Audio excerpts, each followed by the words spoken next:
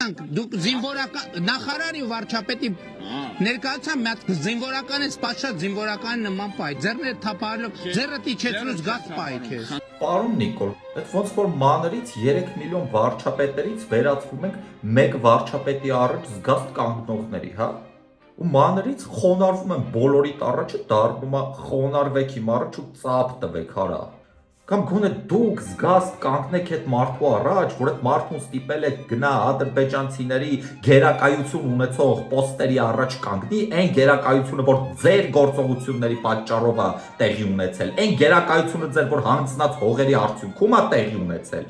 Դուք մի հատ էլ մունաթ եք գալիս։ Այս ձեր նյարդային վիճակները իրականության մեջ ամեն ինչ շատ լավ ներկայացնում են։ Որովհետև այս մարդը եկավ ու իրականությունը պատմեց բանակի իրավիճակի մասին։ Դուք դրանից եք նյարդայնացած ու դու դրանից եք ջղայնացած, որովհետև ձեր ինստագրամյան գեղեցիկ պատկերները ձեր բլոգերների ձեռամբ ստեղծած արդեն կոտրվում են հասարակ զինվորականի, ով որ ամեն օր ծառայություն է տանում ծանր պայմաններում, այրա վերած իրականության արդյունքում։ Այս չի ձեր պահած բանակը։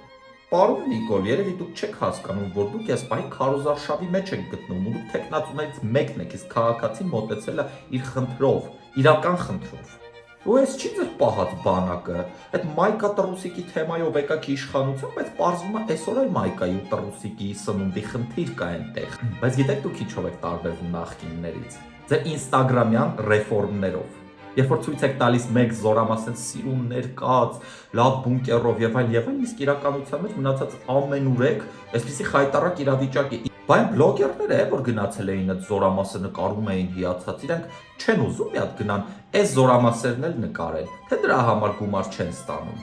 թե տեղից այդպես սիրուն նկարներ, սիրուն ֆոներ դուրս չեն գալու։ Մինչև այսօր ծնողները այդ տուլիկ կոչվածից ուղարկում են բանակ, այս զինվոր պահողները գիտեն դրա մասին։ Մեկ փորձում էշի տեղ դնել, այս չի ձեր պահած բանակը։ Կամ պարոն Նիկոլ, երբվանից դուք այդ լիազորություններն ունեցա մարդուն զորացրելու հրաման տալու։ Թե ձերի հետ Ալիևի հրամաններն էլ եք կատարում, հենա ձեր թիմակից Հայկ Սարգսյանը չէր ասում, որ զորակոչը 44,000-ից հասել է 14,000-ի 14 տարվա ընթացքում, հենա շատ ակտիվորեն ոնց որ թե զբաղվում եք բանակի կազմաքանդմամբ։ Այս մարդուն էլ դա կլինի պատճառը, զորացրեք թող գնա։ Այդ բանակը կարող է գիտեք ձեր դուքյանն է։ Ընկերներ, հունիսի 7-ին գնացեք ընտրության ու ձեր քվեն չտակ այս sense բանակ պահողներին։